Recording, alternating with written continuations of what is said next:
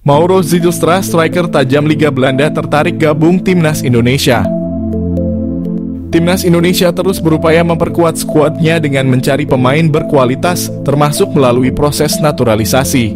Di bawah arahan pelatih Shin Tae-yong, langkah ini dianggap sebagai salah satu cara terbaik untuk meningkatkan kualitas tim. Baru-baru ini perhatian tertuju pada Mauro Zijlstra, seorang penyerang muda yang sedang bersinar di Liga Belanda. Mauro Zijlstra menyatakan kesiapannya untuk membela Timnas Indonesia dan berharap dapat segera bergabung dengan skuad Garuda.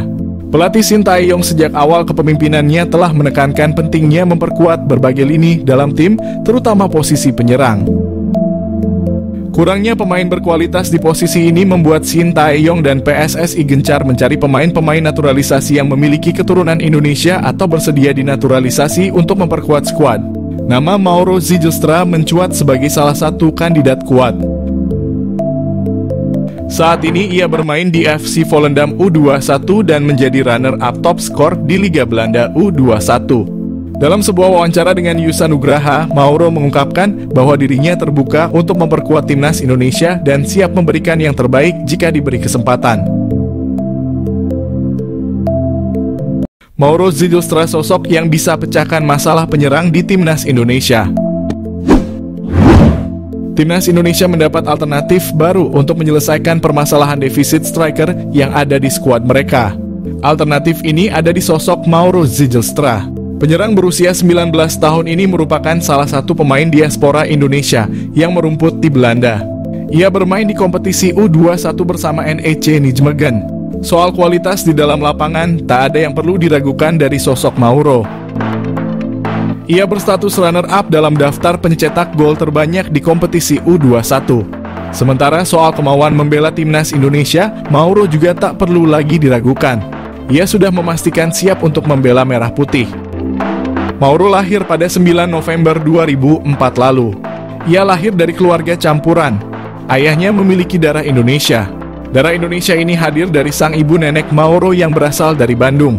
Sementara ibu Mauro berasal dari Belanda. Bagi Mauro, sosok keluarga ini sangat berpengaruh terhadap karier sepak bolanya. Terutama sang ayah selalu memberi saran agar karier sepak bola Mauro terus berkembang.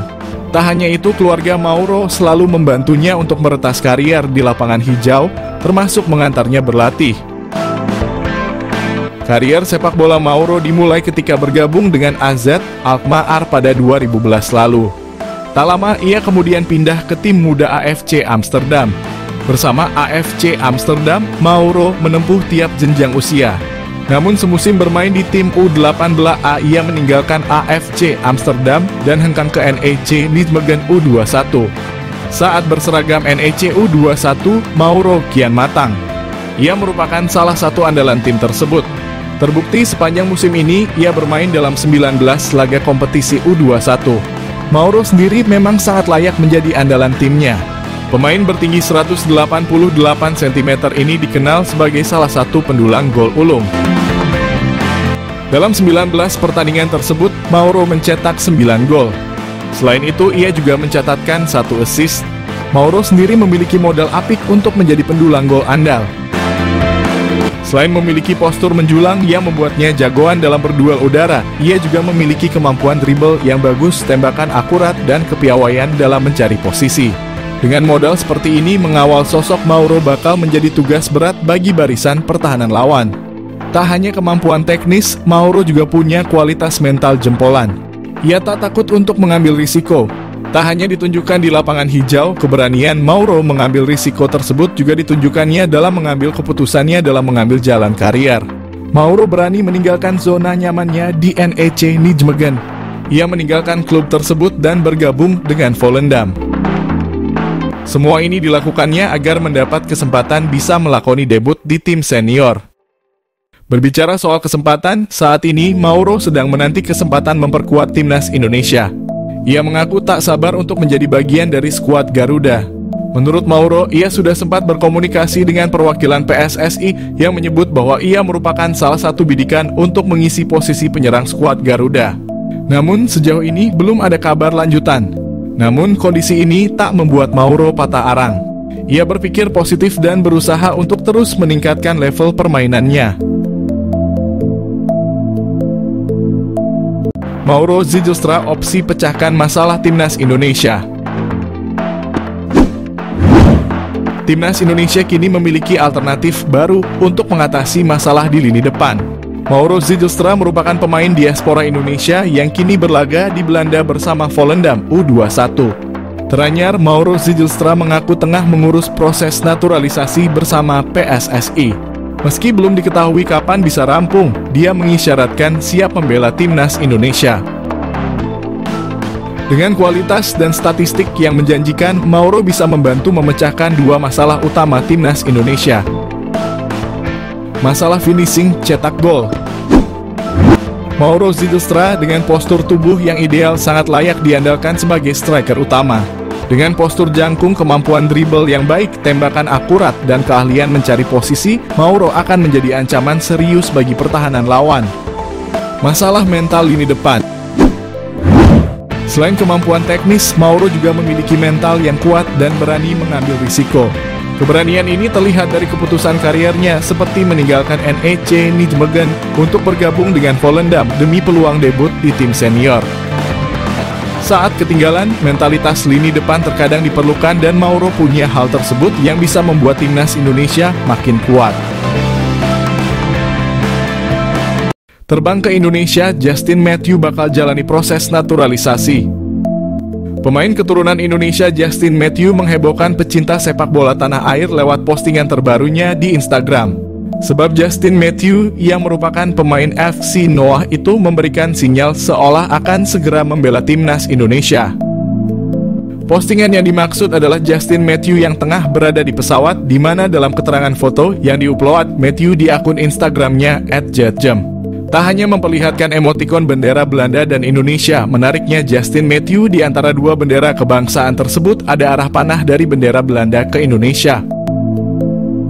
Tentu seakan hal itu memberikan kode Justin Matthew akan melepaskan status kewarganegaraan Belanda dan pindah menjadi warga negara Indonesia. Sebagai informasi, Matthew merupakan pemain yang lahir di Goirle, Belanda pada April 1996. Ia menimba ilmu sepak bola di Belanda dan baru mencoba kompetisi baru di divisi utama Armenia bersama Noah FC.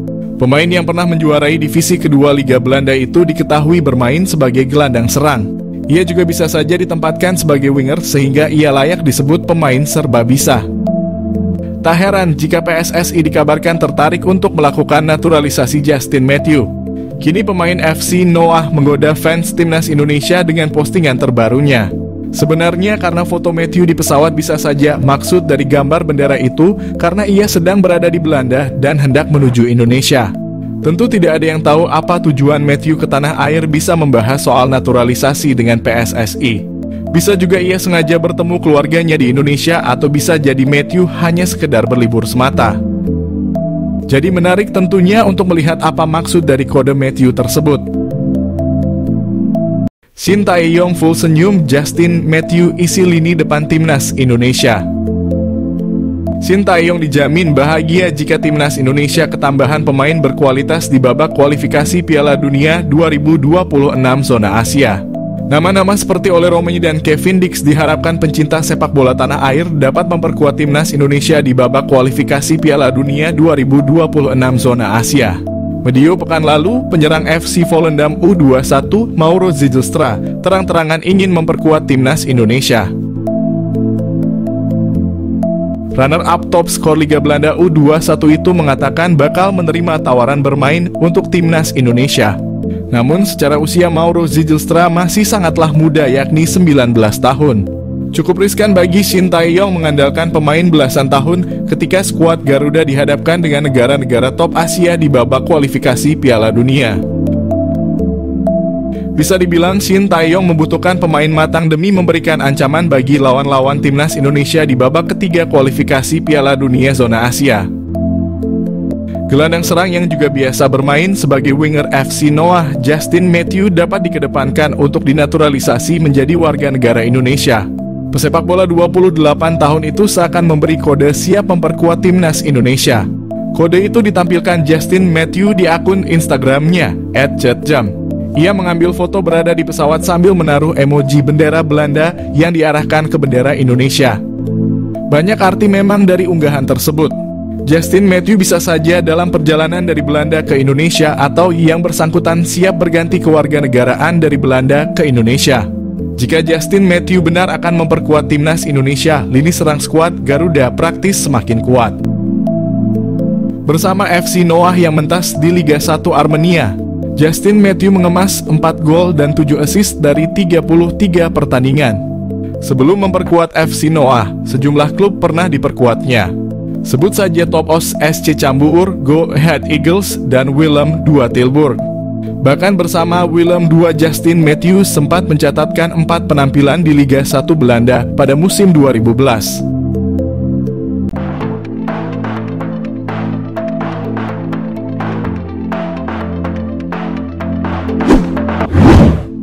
Republik Timnas Indonesia dikejutkan dengan keseriusan Oleh Romeni untuk membela Timnas Indonesia.